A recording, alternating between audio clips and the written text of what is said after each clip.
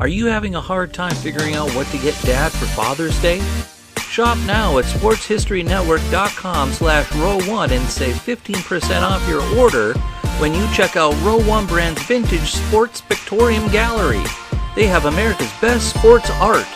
With over 7,200 historic sports prints, you're assured to find something unique for Dad this Father's Day. If he's an NFL buff, check out the 1963 vintage NFL helmet poster. Shop now at sportshistorynetwork.com/row1.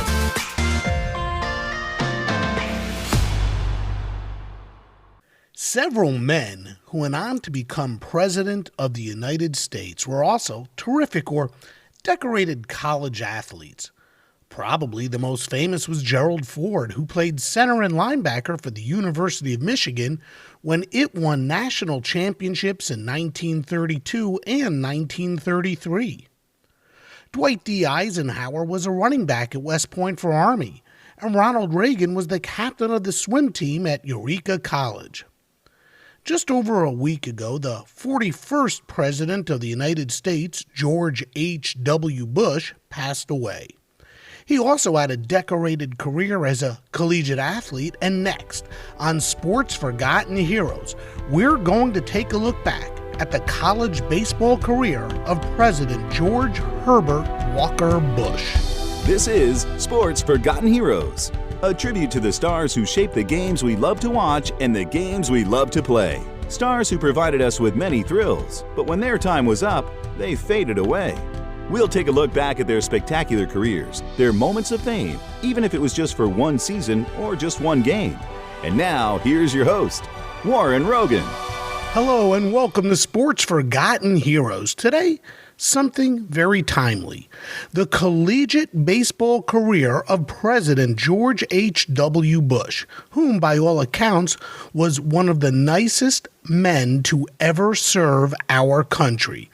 And he did so at the highest of levels. Now, some of you might have been expecting to tune in today to hear the story of another great who recently passed away, George Taliaferro.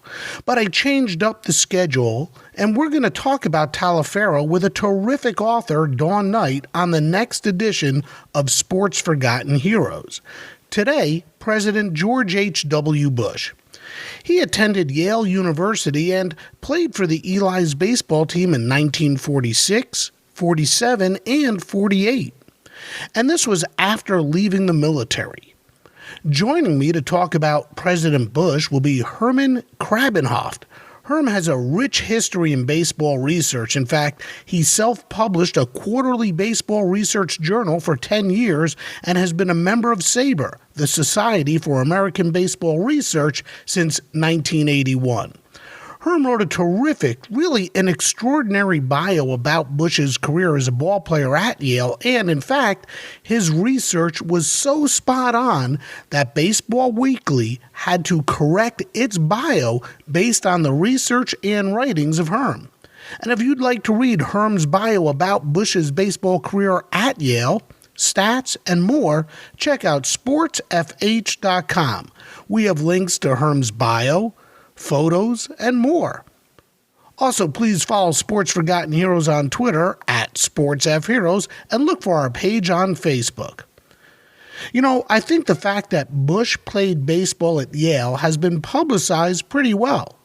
However, I don't think many know what kind of ball player he was. Was he a good hitter? A good fielder? A combo of the two? Well, we're going to get into that with Herm. We'll also go over a few specific games and events that took place during Bush's time at Yale and some of the players he faced while playing at Yale. So let's get started. Herm, welcome to Sports Forgotten Heroes, and thank you for being here to talk about a man whose love for the game of baseball was certainly a passion he enjoyed throughout his life. Thanks for being here. You're welcome. My pleasure to be here. Hey, so let's start here. Where do you think his passion for the game came from? Well, I know that both his dad and his grandfather played baseball at Yale. And so, and his grandfather was quite good, I guess. I don't recall much about his dad, but they were on their teams and on the Yale teams, and so it, from father to son, and then from another father to other son, and it did continue to George W. Bush, who was on the Yale freshman baseball team, but didn't go beyond that. Why did you decide to write a bio about George H.W. Bush? What was your inspiration for doing so, and how daunting a task was it? Okay, the first part, back in 1988, I was doing research on leadoff batters, and it must have been the 1948 season, and my source was the box scores in the New York Times. And so on one of these Sunday New York Times issues, on the front page of the sports section, was this picture of Babe Ruth in civilian clothes and this baseball player. And so I just looked at the caption, and it said Babe Ruth and I think it's like something like George Bush, the captain of Yale. I says, George Bush, he's the vice president. He's going to be the president. What about his baseball career? And so I said, hey, I'll just do it. And so I at that time, so the 1940, so his Bush's years, 46 through 48. Many of the games were covered in the New York Times, and so that made it. I got the box scores and some game accounts. I needed more, so I went to I made 2 trips to New Haven. I went to Yale and used the Yale Library, used the Yale Daily News, and another time I went back there to New Haven and used the New Haven Public Library to use the. I think it was the Register, or the Evening Register there. And so that's where I got, and I did every single game. I did every game. I got every at-bat, every plate appearance. I knew it all. And I wrote it up, and I used to publish self-publish a baseball research journal called Baseball Quarterly Reviews. And so I put it in that. Interesting. That's why I did it. And so the reason was because George Bush was going to be, was the vice president and was going to become president. And so you should know something about his baseball career, and that's what I wanted to do. So I did it. How long did it take you to write? Well, let's see. I published that in the fall of 1989. So, let's say a year to get everything, every I dotted and T crossed. Took a year probably. So obviously you too are a huge baseball fan. Tell me a little bit about your quarterly review that you used to publish and the fact that you are a member of SABR. Okay, let's see. Well, Baseball Quarterly Reviews, or BQR, I was a member of SABR. I still am. And back in the middle 80s, the Baseball Research Journal was not coming out on a regular basis. I mean, it was way late. And I says, I'd like to do something. There's something I want to do myself, some articles, and they're probably not right for the BRJ, so I'll do my own. And the title I chose, Baseball Quarterly Reviews, it comes from a chemistry journal, Chemical Quarterly Reviews. I'm a chemist, a retired chemist now, and so I did that, and it had a 10-year run, or a 10-issue run. 10 years run from 1986 through 96, with 1 year like a sabbatical year in there. So it didn't make it. One of my daughters said it would have made it had I put a swimsuit issue in there, but I didn't follow that advice. And well, anyway, and then and SABR. I joined SABR in I think 1981. I was at the Hall of Fame, and so this is many years ago, and it's a lot. The Hall of Fame then was a lot different than it is now. Sure. And they had a little nook where they had some baseball, books and stuff like that. And what I saw there was the Baseball Research Journal, And I bought them all that they had there, and I was just thrilled with a journal with baseball research like that. I mean, this was fantastic, and so that was in Thanksgiving weekend of 1981, and I joined in December. So it took me a few weeks to actually to commit to joining, and I've been a member ever since.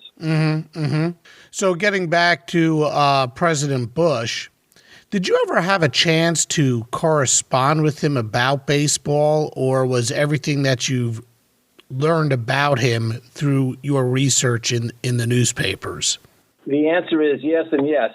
I did correspond with him, and when he was president, and everything I know is what I learned from my research. I learned nothing further from him. What I did is when I finished my research, so I finished my research and I sent him a copy of my baseball research journal. I'm sorry, of my baseball quarterly reviews, and I heard nothing back from him. I also sent a copy to his son, George W. Bush, who at that time was the managing general partner of the Texas Rangers. And he wrote back to me a nice little note saying, thanks for the BQR. I look forward to reading about my dad. Hopefully you'll set the record straight, since he says he was more powerful than Ruth. Yours truly, George. Yours in baseball, George. And then, and so that was the extent of it. That was back in '89. Then in 1991, so it would be April or so, USA Today Baseball Weekly premiered. And in their very first issue, there was an article by one of their writers on George Bush being a Yale baseball player, having played baseball at Yale, because he was president. He was president at that time, and the stats that they provided were wrong.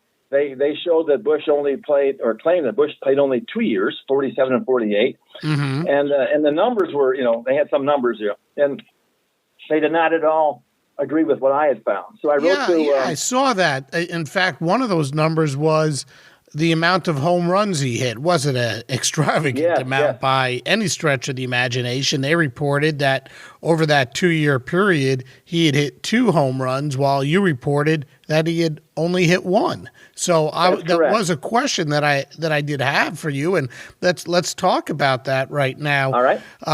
So continue along. How did they come up with their numbers? And obviously, through your research, painstaking research, I imagine, although you probably enjoyed it, going through every single box score of his entire collegiate career, you did not find that he hit 2 home runs, and you found that he played 3 years, and USA Today Baseball Weekly reported that he only played 2 years. So, tell me about that.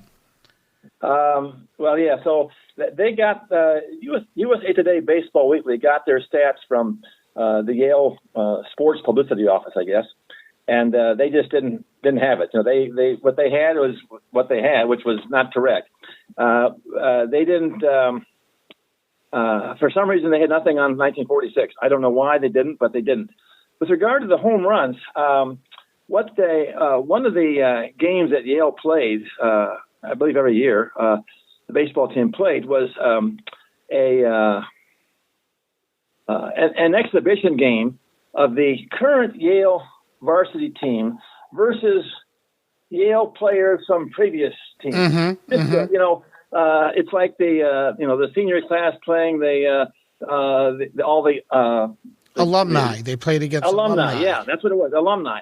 And so in this particular game, George H.W. Bush did hit a home run off of, I think it's a relative of his, a cousin or something like that, who was, also had gone to Yale. And but Yale counted that, the Yale publicity office, sports publicity office, counted that home run in his college career total, which I did not.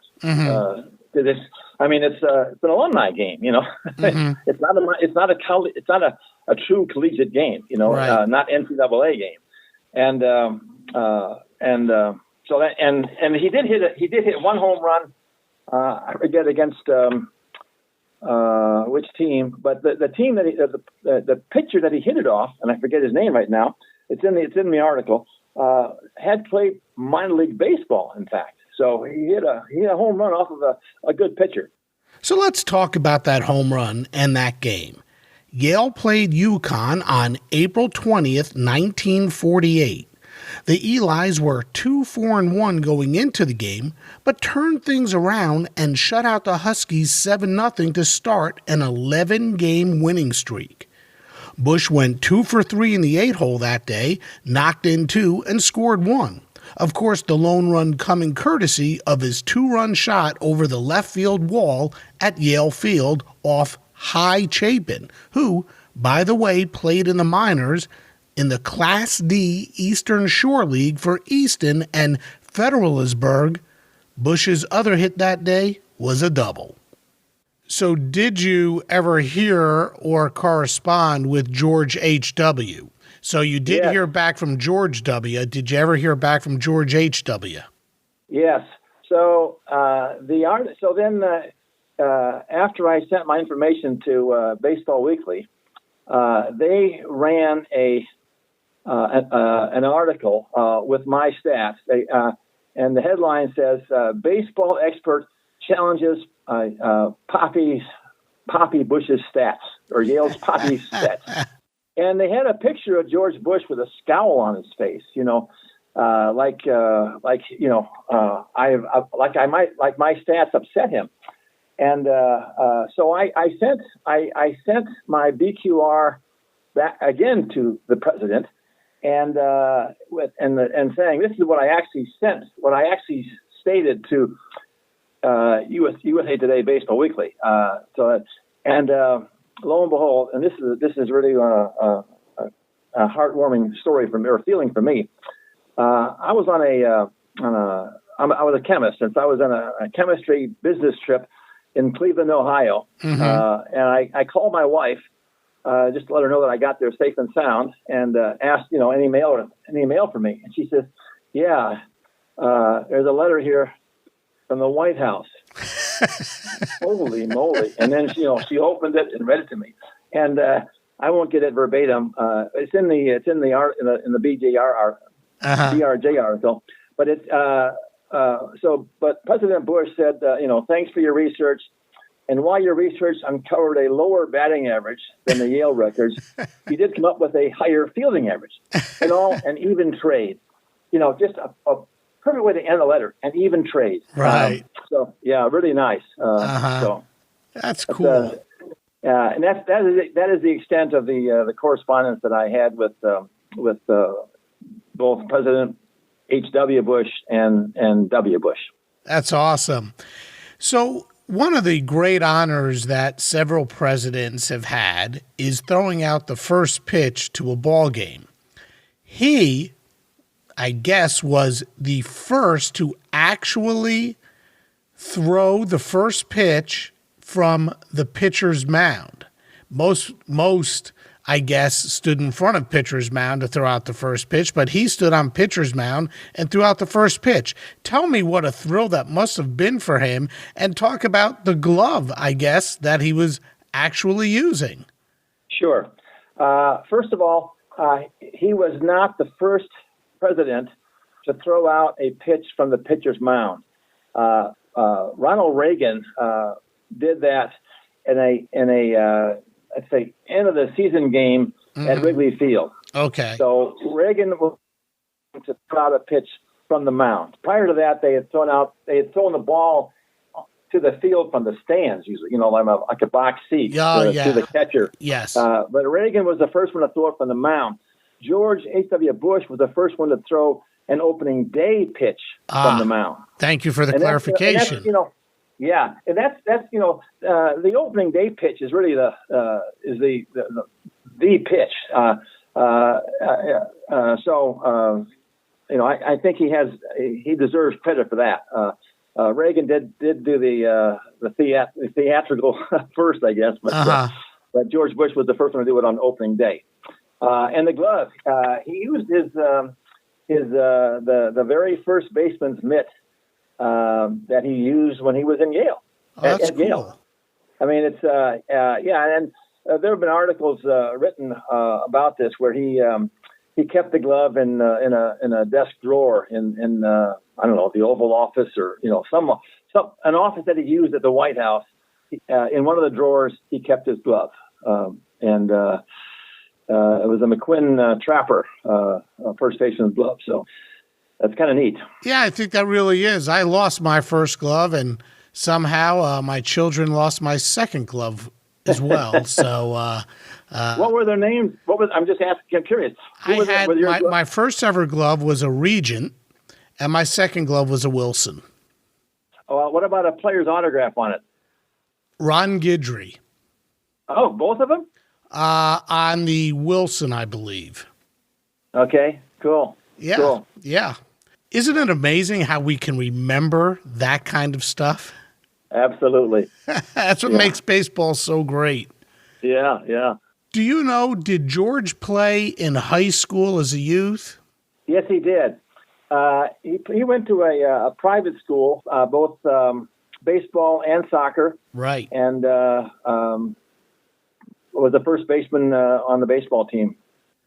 I caught up with Herm to do this interview while he was away visiting his mother in Michigan.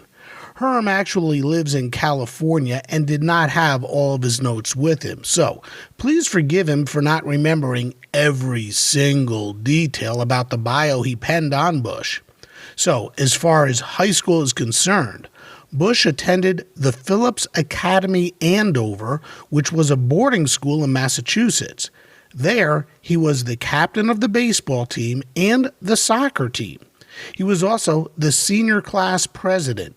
Interestingly, he graduated on the same day as his 18th birthday and enlisted in the Navy on that same day. George H.W. Bush was certainly a good athlete. I mean, heck, he played on Yale's soccer team in 1945, and that team went 8-0-2 and won the New England Intercollegiate Soccer League Championship. Where did his athletic abilities come from? What made him so special? I mean, not everybody can play college sports, and he played on two separate college teams. And I think that that's something that most people don't know, is how good an athlete George H.W. Bush was. Yes, he was a good athlete. And let's see. Well, you know, in doing my research for the BRJ, I read that his mother was also an excellent athlete, a tennis player, maybe softball, and so he got. And like I say, his dad also had played baseball at Yale. And his grandfather was a good player, a baseball player at Yale. So he got it from both sides. The genes were there. Mm-hmm, mm-hmm.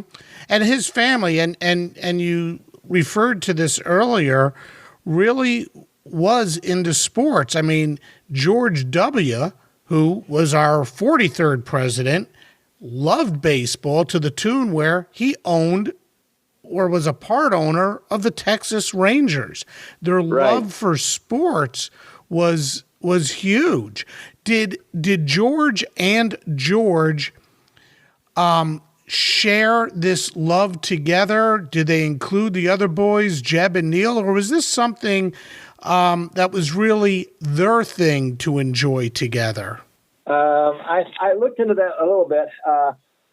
Jeb did not go to Yale. He went somewhere. I forget where he did go to college. And I think he was more of a tennis player. He did not,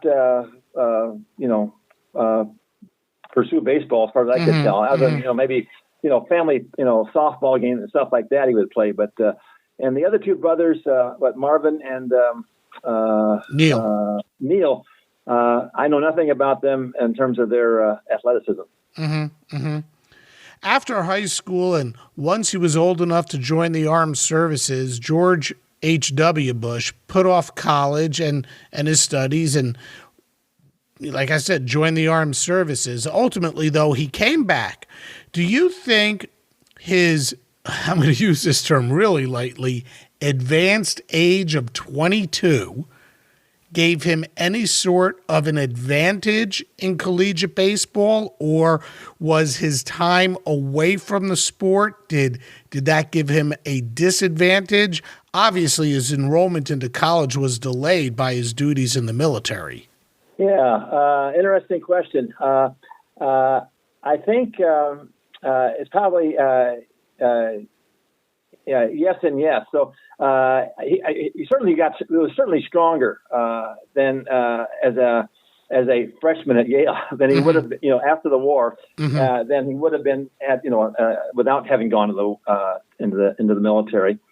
As far as his baseball skills or athletic skills go, they may have been compromised by the having been away from the sport during the wartime.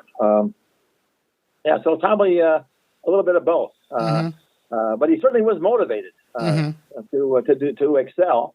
I think I mentioned in the article that he played on the 1945 soccer championship team. Right. He did not play on 46 or later. The way the seasons were, because he had malaria. And, how did he contract malaria? I could not find out anything on that. I have not found any mention of it anywhere else other than one of the Yale Daily newspaper articles mentioned that's why he was not playing on the soccer team in 46, the 46 soccer team. So. Yale had quite the roster of coaches or managers. Red Rolfe, who hit .289 in 10 years with the Yankees and who had a .521 winning percentage at the helm of the Detroit Tigers, was the coach at Yale from 1943 through 1946. Smokey Joe Wood coached Yale for 20 years, winning 283 games while losing 228 and tying 1. And of course, in the majors, he won 117 games for the Boston Red Sox, including a whopping 34 in 1922. And Ethan Allen, for whom Bush played, was the coach at Yale from 1946 through 1968. Allen hit an even 300 over 13 years in the bigs for such teams as the Reds, the Giants, the Phillies, the Browns, the Cubs, and the Cardinals. Allen put Bush in the lineup for the 1946 season, and the future president of the United States played every game that year. Actually, he wound up playing every game for each of his 3 seasons. So he goes out for the team in 1946, and he makes it. And that's his first year. He hit just .212, which was one of the lowest batting averages on a team that went 14-3. But defensively, at first base, he was pretty good. He made just 2 errors in 143 chances. What can you tell us about his first year at Yale playing baseball? Good or maybe even great field, poor hits.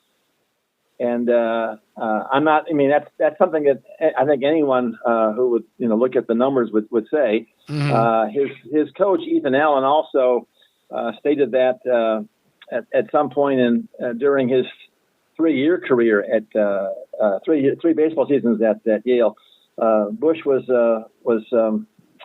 not a great hitter, but he is a good fielder, an excellent fielder. I mentioned in the article that what I did to gauge Bush's fielding ability, I looked at his fielding average and compared it with the composite fielding average of first basemen of all the opposing teams at Yale. And as I recall, in each season, 46, 47, 48, Bush's fielding average was about 20 points higher than the composite fielding average compiled by the opposing first baseman. Right, he was significantly higher, so he was, and it wasn't as if he didn't have many chances. He had a lot of chances, and he was darn good.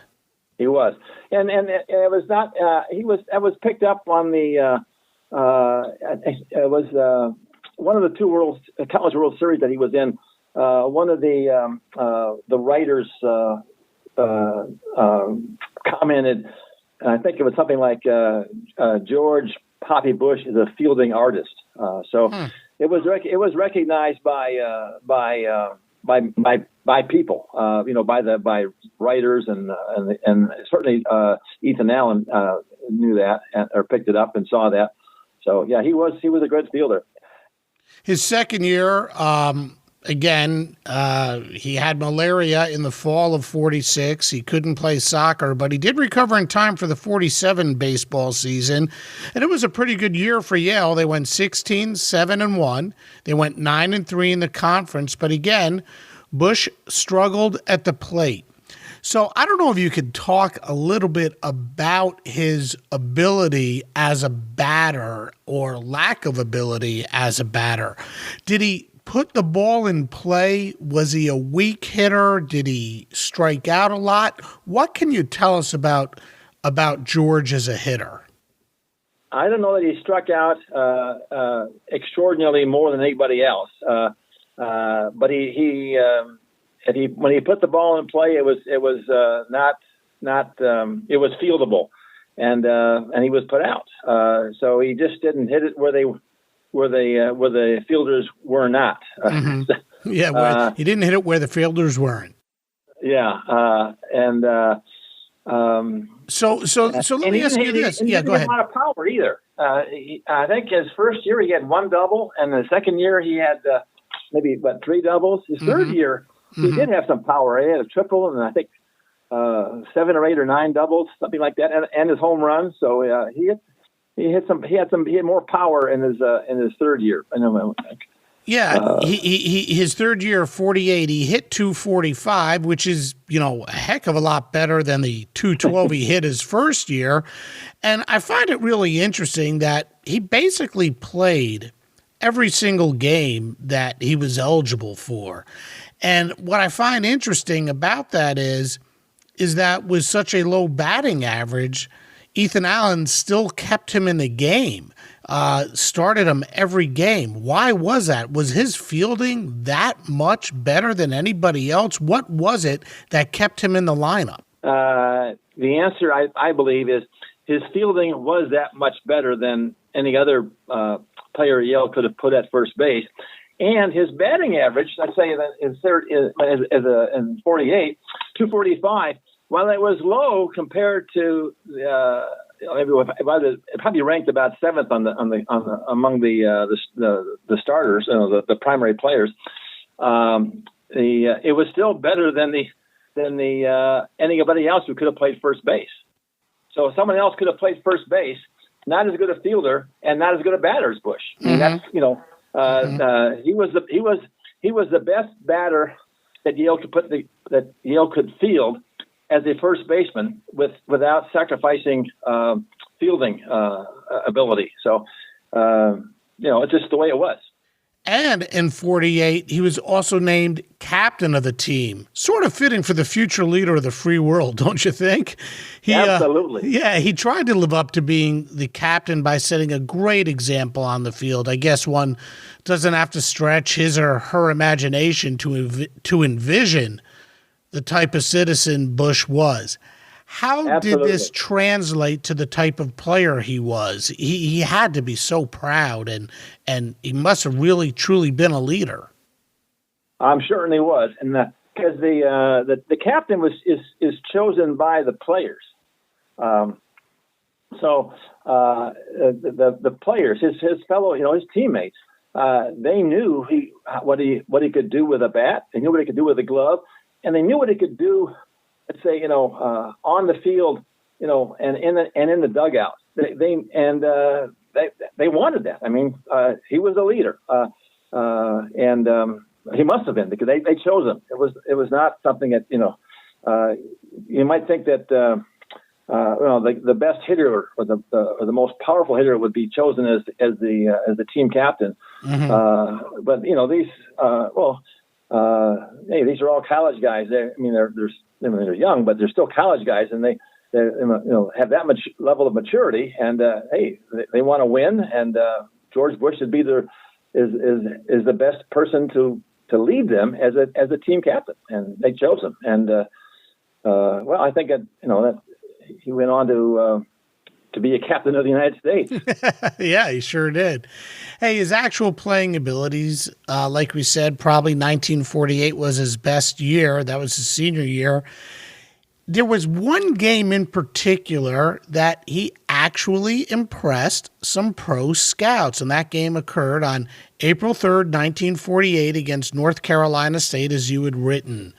Can you tell us anything about that game or what Bush did to actually impress some people, some scouts, where they actually took notice of George Bush as a baseball player?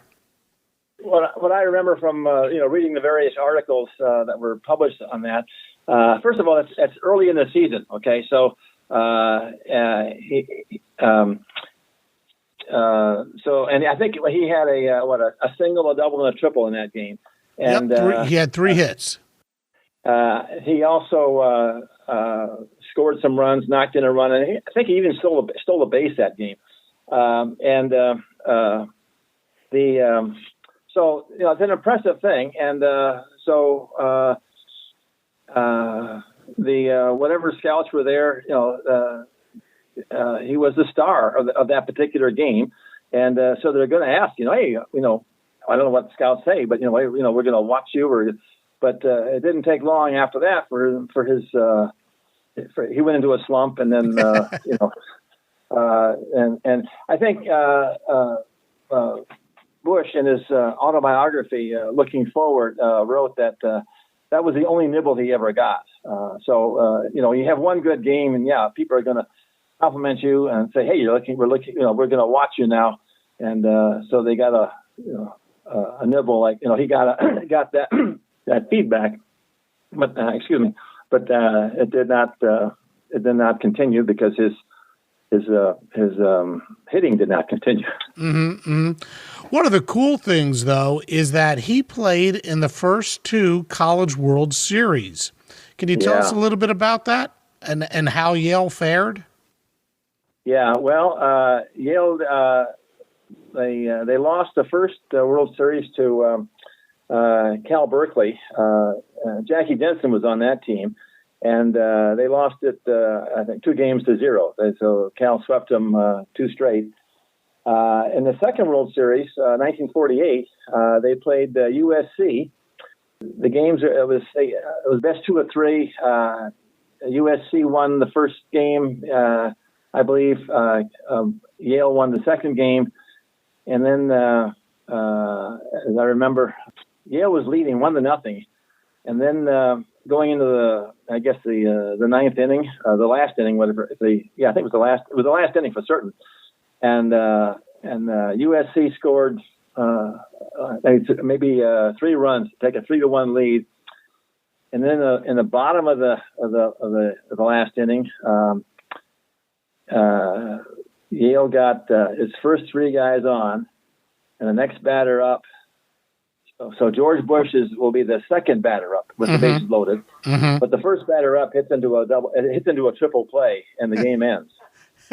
And spared George Bush from ending the game. Well, no, I wonder what would have happened if that guy had just struck out, and then and HW hits a grand slam to win it. I mean, anything's possible. Man, yeah. And what would have happened at that point? Would I don't know. I mean, it's an interesting thought to contemplate. What would have happened? But it didn't happen. So yeah. Hey, one of the greatest thrills of his life had to be the old timers game he played in in 1989. I mean, Milt Pappas was in the game, Ernie Banks, Minnie Minoso, Brooks Robinson, Tony Oliva, and he played on the same field with all of them. Tell us about that game. How did it come about? How secretive was it that he was going to play? I mean, what a thrill. Yeah. So that game actually was, I think it was in 84, not 89. But I may be wrong there, but I thought it was 84. So he was in Denver for the Colorado State Republican Convention. Mm-hmm. He was the vice president, and he was there for that particular event, the Republican, the Colorado State Republican Convention, and at the same time there was this all-star game being played, retired players, an old-timers game. Old-timers game, yeah, and it just so happened they were at the same hotel, and Bush, being a baseball fan, he was having a good time just talking with the players, and then they, from what I understand, Warren Spahn needled him into playing, and so it was. And then, well, because the Secret Service he was the vice president. So I mean, you don't just go out into a field with all these, because you never know what crackpots out there. But anyway, everything was kept on the quiet, and I believe it was the fourth inning. He comes out in a Denver Bears uniform and bats for the American League. Uh-huh. And Warren Spahn is the pitcher, or let's say, I think Milt Pappas was a pitcher, but then Warren Spahn came out to pitch to Bush. Uh-huh. And Warren Spahn, I don't know how many pitches he threw to Bush, but on one of the pitches, Bush hits it, little pop-up just beyond the mound. And Milt Pappas, this is an old-timers game, so it's not, rigorous right in terms of the rules. Milt Pappas had remained on the field, just standing there. And the ball, the little pop fly comes to him. He catches it and then drops it on purpose. I believe it would be on purpose. So Bush, who had run to first base, they said, come on back and bat again. We're not going to, you don't want to get to first base on an error. Yeah, an error. So then he goes back to bat, and Milt Pappas then resumes the mound duty, and I think it was like a 1-1 pitch. There may have been a swing and a miss in there somewhere, but then he pitched to Bush, and Bush hits a sharp grounder up the middle for a clean and true base hit, and he made it to first base. And I remember reading in I think it was one of the Denver newspapers that Milt Pappas said that was one of his biggest thrills, that Bush got a hit off him, and I think Pappas said, "I made him a hero because he got a hit,"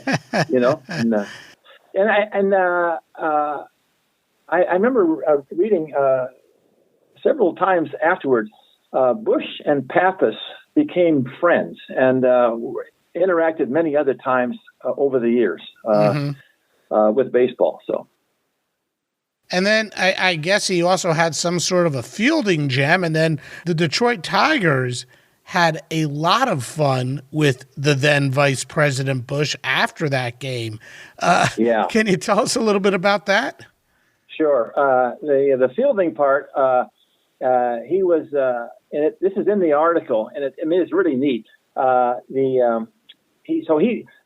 in the bottom of the fourth inning, so he bats in the top of the fourth, and in the bottom of the fourth inning, he goes out in the field. He takes over for Ernie Banks at first base, and Tony Oliva is the batter. Okay, and Bush recounted this in one of the in an interview with a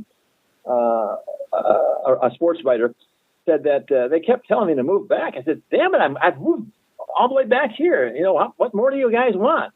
and then Oliva smashes a shot down the line. Bush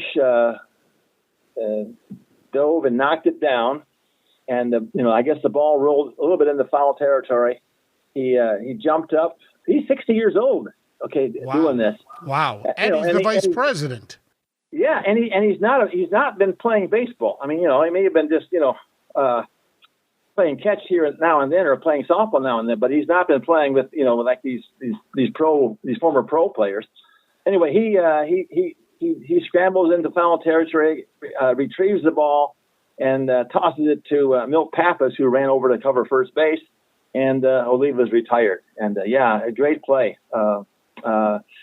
It's reminiscent of what he had done in college at Yale. And then now, this is, Tigers. This is really neat. When I was doing my research for the BRJ, I was pretty much all done. I said, I'm just going to do one more Google search on Bush and baseball, and just to see what I can come up with, And when you do a Google search, it says next, and it's after about 4 or 5 of these, you say, that's enough, Well, I just kept going, and lo and behold, I see this thing: Detroit Tigers offer Bush contract to play baseball out of the blue. And it turns out Bobby Brown, who was a friend of George H.W. Bush, and at that time the commissioner, the AL president, and I guess was at that game, and had joked around with Bush, saying that we'll get you a contract. And so he wrote to his friend Jim Campbell and said, send the contract to George Bush. So Campbell did. He sent it to Pete Thiele, who was Vice President Bush's press secretary at the time, and asked Pete Thiele to give it to him if he thought it was appropriate. So Campbell was covering himself there, and the Tigers from anything not appropriate.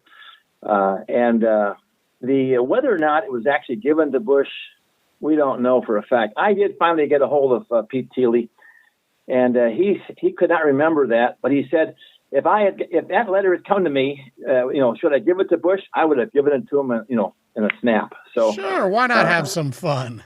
Yeah, and but about the contract.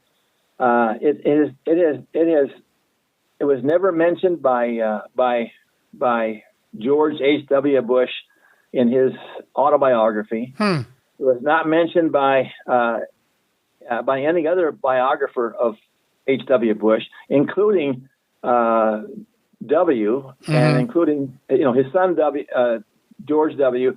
and his daughter Dorothy Doro.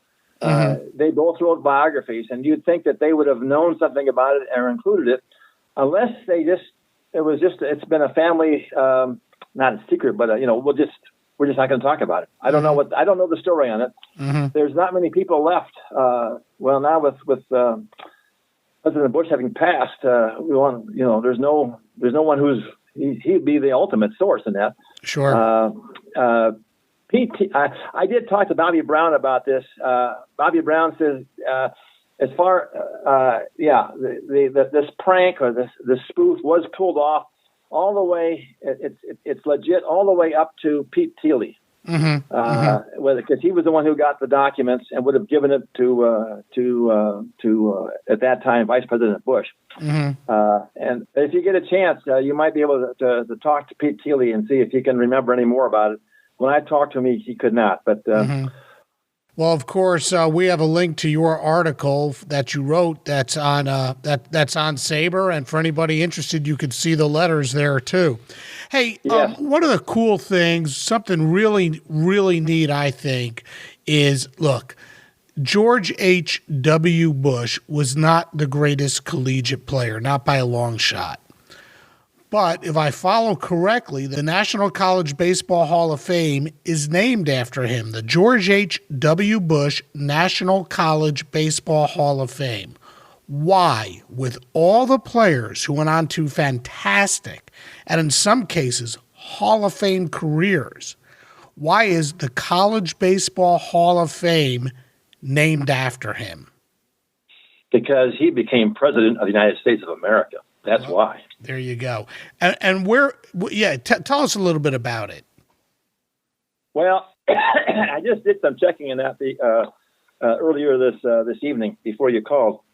The National College Baseball Hall of Fame is in I'll say dire straits right now. So they were going to build this complex in Lubbock, Texas, and that was going to be called the George H.W. Bush, National Collegiate Baseball Hall of Fame and Museum. They broke ground back in, I think, 2015. A ceremonial broke ground, but it's no longer going to be built. There's funding issues have cropped up, and so it's not going to be built in Lubbock. There was talk or some interest expressed about having it in Wichita and also in Omaha. I just checked this evening. Nothing further has come about on that.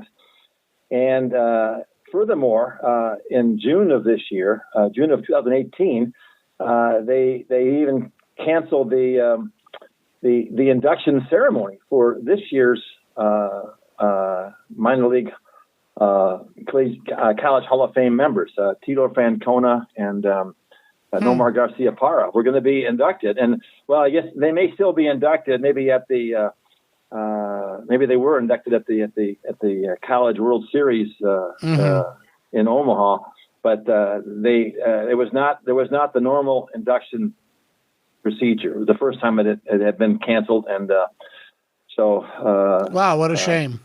Yeah, they ended up a few $1 million short of going forward. And, Hey, so I don't know if it's yeah. Is it important that we remember George H.W. Bush and his baseball career? Obviously, it's important we remember that he was our president. But is it important that we remember he was a baseball player as well? And if so, why do you think? Well, I think it is because I like baseball, and I like the idea of baseball being important or of significant interest to other people in other walks of life. I'm a chemist. I did chemical research, and doing baseball research is really quite similar. I mean, baseball is different than chemistry, but I like baseball. I mean, it's just something I like. So it's kind of like preaching to the choir here, asking me if I think baseball is important for about George Bush. Yeah, I do, and he's the president, or was the president. That's not all that he was, and so you want to know more about what else made him tick, so baseball and sports also made him tick, right. And it's important to know that. Sure. Hey, are you doing any other research these days on baseball? Oh, absolutely. I'm right now. My interest is the dead ball era, and particularly the Detroit Tigers, my hometown team, and getting accurate runs scored and runs batted in numbers because I like what I want to find out is what's the longest consecutive game streak for batting in a run for each Tigers player. Oh, that's cool. Yeah, I mean it's it's cool for me. I want to find out, and that's the research I'm pursuing right now. Awesome. Hey, Herm, I want to thank you so much for taking a little bit of time out of your evening to talk about George H.W. Bush, as we've been remembering him for the last week and a half. And thank you for joining me on Sports Forgotten Heroes. Thank you very much for asking me, and it was my pleasure to chat with you. Bush's final career stats at Yale, he had a batting average of .224, scored 43 runs, and had 28 RBI. Over the course of the 3 years he played, Yale went 53-21. His most impressive stat, however, was his fielding percentage. As Herm noted, it was nearly 20 points higher than that of the first baseman he played against. The issue about the College Baseball Hall of Fame, I think it's a shame. Hopefully one day it will get ironed out and the George H.W. Bush College Baseball Hall of Fame will become a reality. It will be a great honor for a great statesman. Thank you again to today's guest, Herman Krabbenhoft.